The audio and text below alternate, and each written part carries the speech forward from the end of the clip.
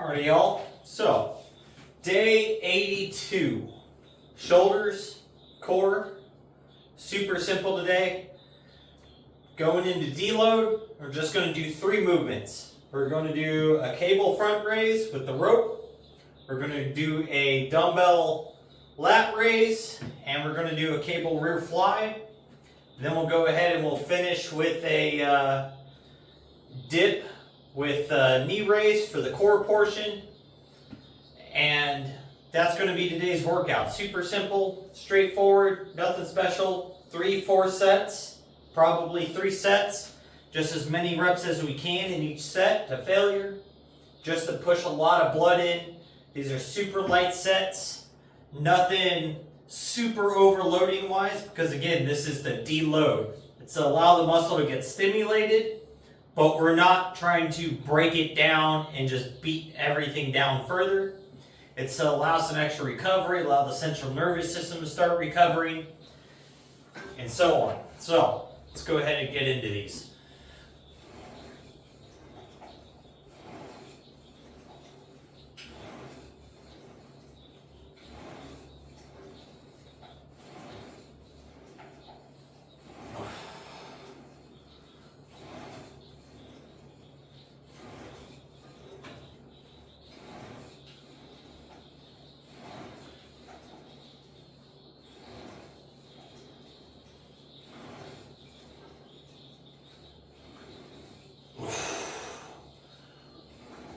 Ugh.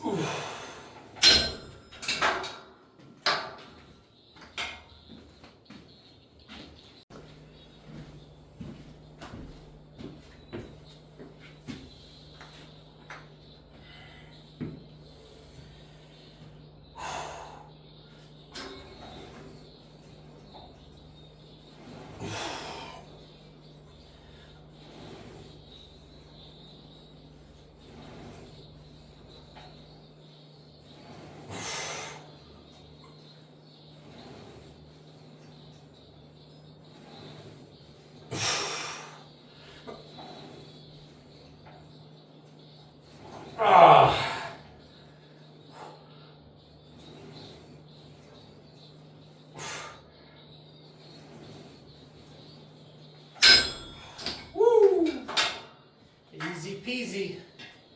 So, I'm going to go ahead and grab a pair of dumbbells. We'll knock out lat raises. We'll keep it chugging.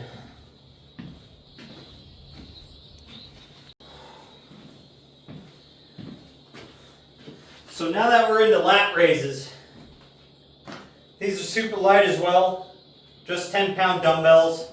I was doing 20 pounds for the front raises on the cable, so 10 pounds per arm basically. We're just looking, for a little bit of blood to get pushed into the muscle. We're not trying to super fatigue them.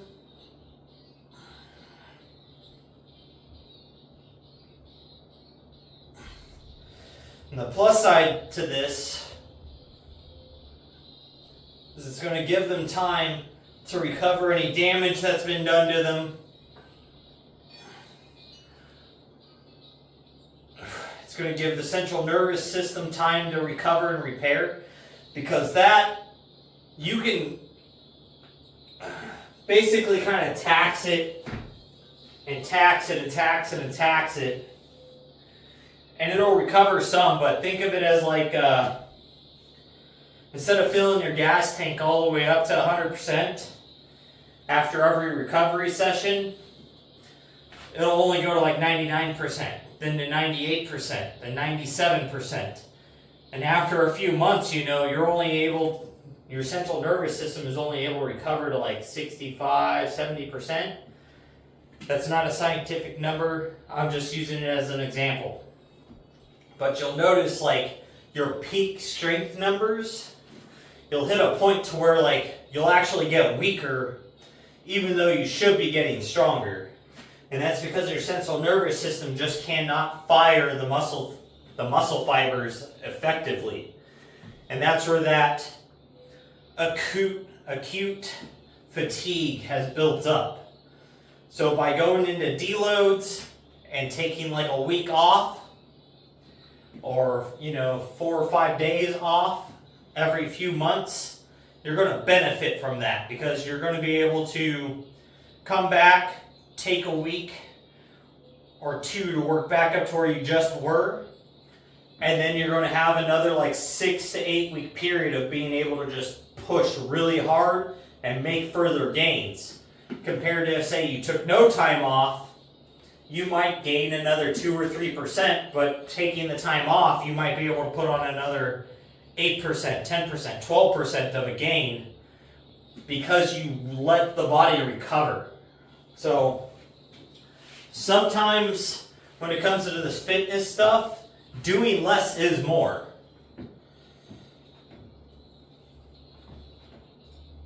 I don't think as severe as, say, Mike Metzger, where he's like, you train one muscle to complete failure once a week.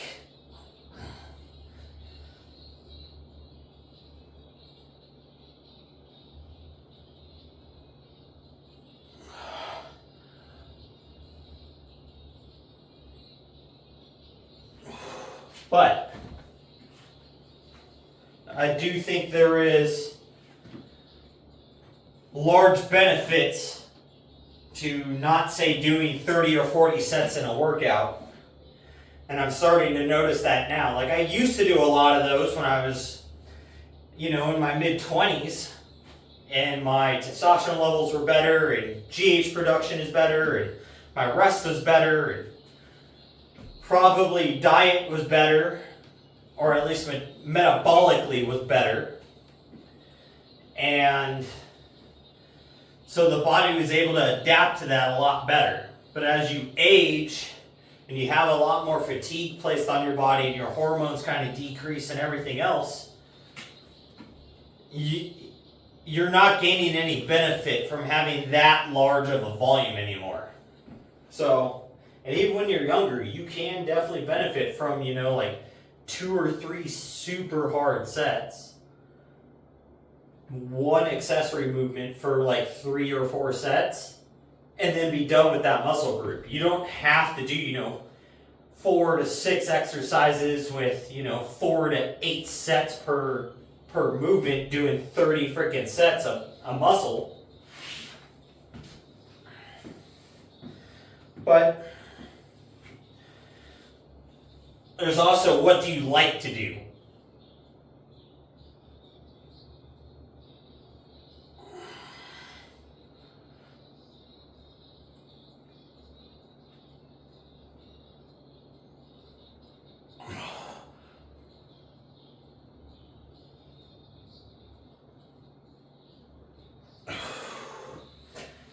And it also comes down to, what are your overall goals? Is it hypertrophy training to be a bodybuilder? Or are you trying to build strength and be like a power lifter or a strongman? Or are you trying to be athletic and explosive? Or are you just trying to be generally fit? All of those things are going to train fairly different than each other. Some of it's going to overlap, but say if you're not trying to be a powerlifter and strongman, there's no reason or an Olympic lifter to ever really do say deadlifts, barbell squats. Barbell squats have their place for bodybuilding, but if you're just trying to be generally fit and putting on actual size, I mean, you could do a lot with overhead presses with the barbell, your flat bench. All these things are all more prone to injury. So if you get injured, you're setting your progress back, if stopping it forever, because now you're demotivated, right? So the same thing happens if you don't take these rest periods and deload periods, is you'll run into not making progress, and your reward to injury ratio gets all fucked up out of whack here. Because your injury risk goes up and up and up the longer you're training for with no rest periods when you're pushing it to the edge. Now, if you go in and you're always only doing 2 sets with light weight, and you're just calling that a workout, yeah, like you're never going to need to deload. Like that just is what it is. You're not actually working out. You're just there going through the movements to say you worked out. But let me go ahead and get these rear cable flies set up, and I'll bring you back.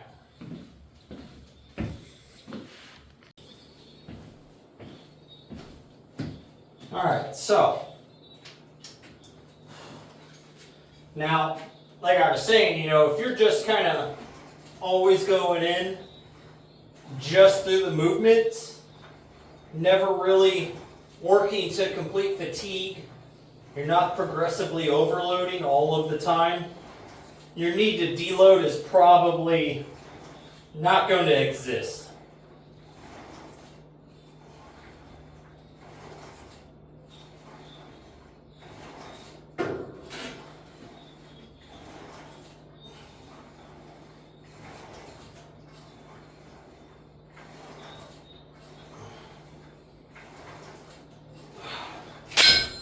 But if you're continuously pushing it up, hitting PRs, and you're constantly working to failure and complete like absolute muscular fatigue to where you just literally can't move the muscle anymore, you're going to run into needing to deload,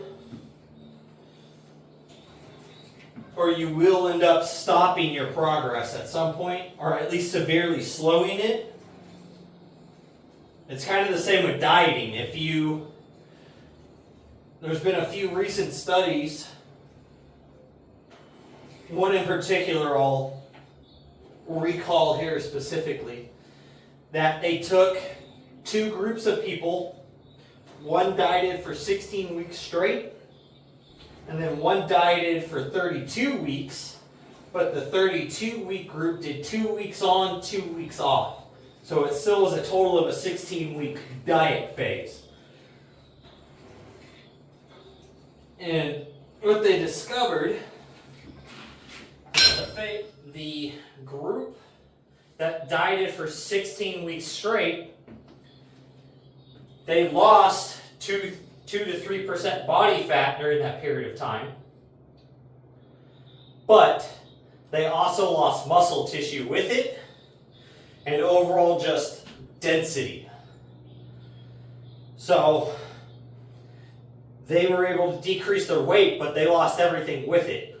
Now, the group that they used that went 2 weeks on, 2 weeks off, 2 weeks on, 2 weeks off, that group lost more body fat and retained muscle tissue while staying near or slightly lower than the body weight they had started at, which means they overall are leaner and have more muscle tissue on them, into which their metabolism sped up.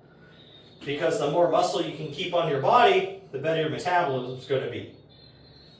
So by giving it that intermittent rest type of period, it was able to always make progress because it wasn't overtaxed and fatigued from being in a deficit over and over and over.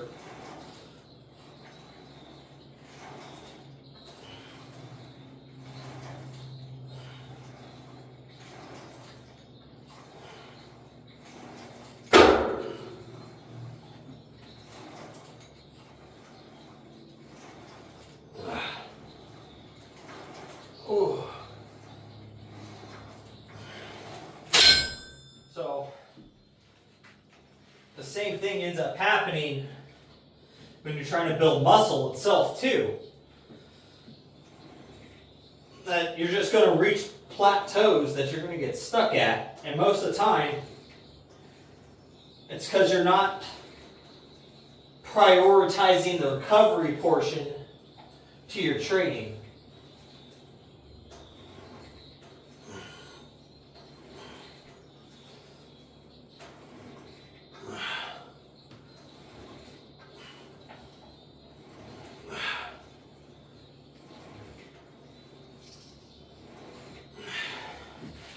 Now, I'm not quite saying there is, say, overtraining. That's not what I'm saying, because overtraining kind of means, you're just overall working out too much or too many sets or all that. I don't think you can overtrain. I think you can definitely train too long, into which you can't recover, but you're still going to make progress. And especially if, say, someone is enhanced, the likeliness of overtraining, very little. And then people that, because the recovery is faster. The natural people, I think it's really hard for a natural person to reach the point of overtraining, because their bodies are going to fatigue and tire out before you can reach that point, because they're not enhanced. So it's kind of like, I don't think you can really overtrain, but I do think you can under rest. And no matter who you are, rest is where the body repairs and the muscle is built. You're not building muscle while you're working out. You're building muscle when you go to sleep at the end of the night and you get that REM sleep. So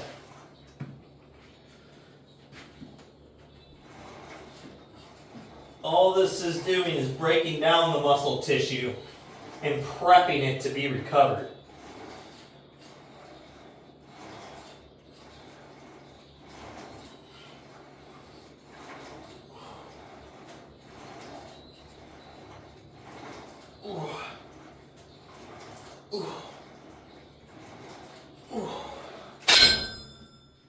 So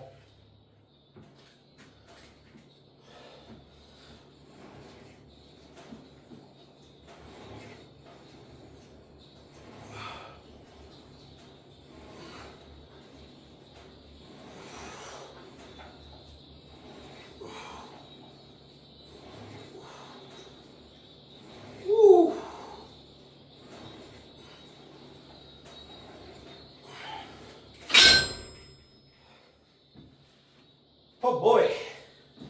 Alright, so finished up with rear cable flies. Now we're going to go ahead and just move into those dips with knee ups, leg extensions maybe, but probably just knee ups to get our core, get some shoulder mobility, and get on out of here. So let me get set up for that and I'll bring you back.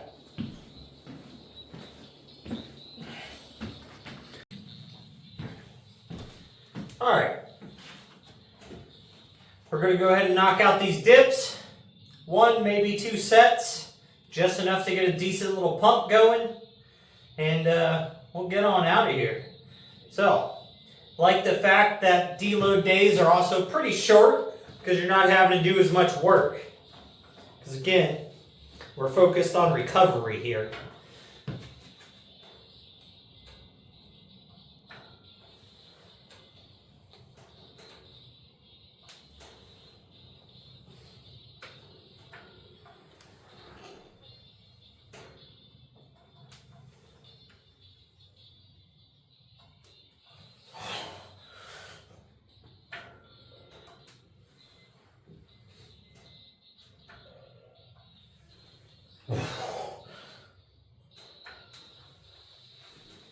Woo! Man, I do enjoy dips, especially if you focus on trying to keep your arm upright and like rolling into it and like trying to front raise your body back up versus like pressing your body up with your elbows flexed out. You can get a lot more delt engagement. And when I'm back here, I get a lot of rear delt stretch, or not stretch, but rear delt engagement as I'm driving it back down with the lats in the first part of the movement. Does take a little used to, or a little getting used to get that technique down, but overall, you'll get it. Now, I'm not always doing dips for that. Sometimes I am doing dips to focus in the chest. So you'll see my elbows come out a little further and not so tucked back. But that, as for the dips, those feel good. Shoulders feel nice and loose, stretched. A little bit of blood in them. Feels good. So I'm going to do one set of knee ups. That'll be it.